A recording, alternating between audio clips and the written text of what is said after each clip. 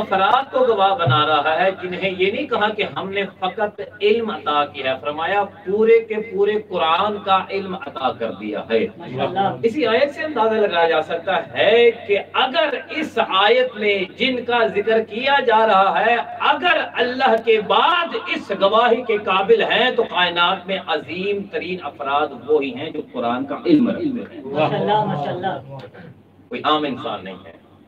اور پھر اللہ نے جنہیں یہ قرآن کا علم عطا کیا ان کا فقط تعارف ایک آیت میں نہیں، دو آیتوں میں نہیں، چند آیتوں میں نہیں، قرآن میں مسلسل اللہ نے ان کا ذکر کیا ہے، بار بار ان کا ذکر ہو رہا ہے، اور فقط آیات پہ نہیں، کیونکہ آج کے مورخ کو اللہ جانتا تھا کہ ہر مورخ جب واقعہ بعد میں ہوگا اور اس کے بعد سوالات اٹھائے گا، قرآن ہے تو حدیث لے کر آؤ، حدیث ہے تو تاریخ لے کر آؤ، سوال کر سکے۔ اللہ نے جنہیں علم عطا کیا ان کے علم کو ظاہر کروانے کے لیے کہ کون ہے جنہیں میں نے علم عطا کیا ہے، قرآن سمجھنا چاہو گے بسم اللہ پڑھو گے، بسم اللہ نام میرا ہے، نقطے میں میں نے انہیں رکھ دیا ہے۔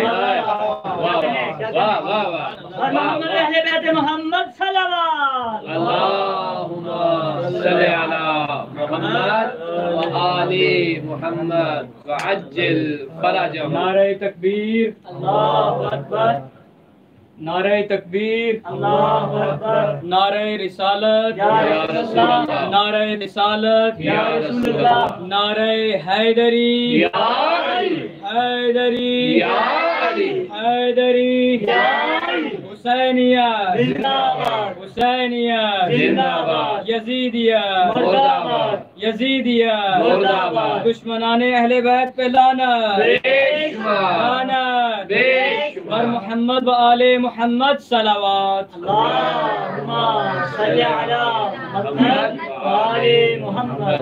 بابو ہیں جیسے محمد علی بھائی نے ایک طول نعرہ لگوایا، اللہ نے طول عمر عطا فرمائے، صحت و سلامتی عطا فرمائے۔ تو لہذا عرض کر رہا تھا کہ اللہ نے ان افراد کے تعارف کے لیے بھی ایسا ان کا سلسلہ رکھا کہ اگر قرآن سمجھنا چاہے گا تو پہلے ان صاحبان علم کو سمجھے، ماشاءاللہ ماشاءاللہ، اگر ان کے بغیر قرآن کو سمجھے گا تو قرآن کی سیاہی تو سمجھ میں آئے گی نہ، الفاظ سمجھ میں آئیں گے نہ اس کا متن سمجھ میں آئے گا۔ کیا کہنے ماشاءاللہ۔ اور ان کا تعارف کروانے کے لیے اللہ نے، توجہ کیجئے گا، اللہ نے خانہ کعبہ کو گھر اپنا بنوایا اور دروازہ ان کا کھلوا دیا۔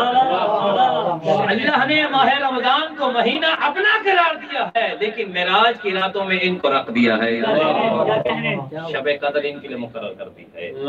اور علم والوں کا تعارف ہے، اب جو بھی کوئی طالب علم ہے، ہم ماشاءاللہ سے حوزہ نجف اشرف میں موجود ہیں، حصول علم کے لیے یہاں پہ تشریف لائے ہیں، اور جہاں تک میری آواز پہنچ رہی ہے یہی کہنا چاہوں گا کہ علم وہی ہے، مقصد علم وہی ہے کہ انسان علم کی سواری پہ سوار ہو کر در اہل بیت تک پہنچ جائے۔ ماشاءاللہ، اگر ایسا علم ہے جو در اہل بیت سے جدا کر رہا ہے وہ علم نہیں، وہ جہالت ہے۔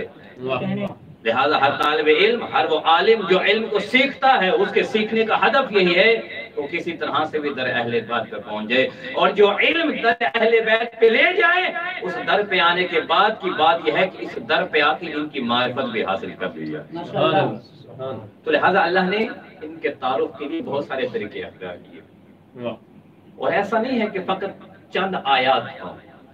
دیکھیے قرآن کا ایک اسلوب ہے، قرآن میں جہاں آیات ہیں، جن آیات میں لوگوں کا ذکر کیا گیا ہے، ان آیات کا ذکر کرنے کے بعد آیات کے باب کو بند نہیں کیا ہے، ماشاءاللہ، تالا نہیں لگ گیا ہے، وہ باب کھلے ہوئے ہیں۔